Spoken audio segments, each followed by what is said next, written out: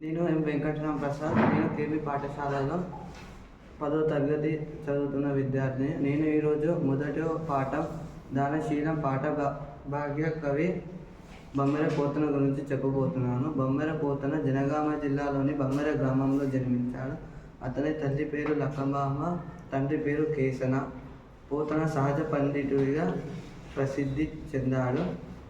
ఆయన ఇతర రచనలు వీరభద్ర విజయం, భోగిని దండకం, నారాయణ శతకం.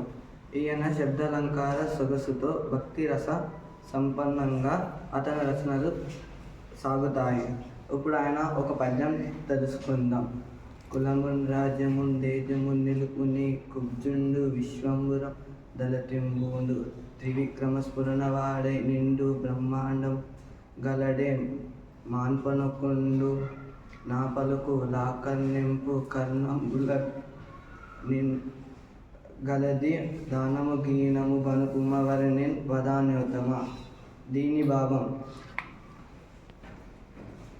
దాతల్లో గొప్పవాడ ఓ బలి చక్రవర్తి, నీ కులాన్ని రాజ్యాన్ని పరాక్రమాన్ని కాపాడుకో. ఈ పొట్టివాడు విష్ణువుడు కొంచెం తీసుకుని వెళ్ళేవాడు కాదు. 3 అడుగులతో ముల్లోకలం కొలిచే త్రివిక్రమ రూపాన్ని పొందుతున్నాడు. బ్రహ్మాండం అంతా నిండిపోతాడు. ఇతను ఎవరన్నా ఆపగలరా? నా మాట విను. దానం వద్దు, గీనం వద్దు, ఈ బ్రహ్మచారుణ్ణి పంపించాయి అని రాక్షస గురువు బలి చక్రవర్తికి చెప్పాడు.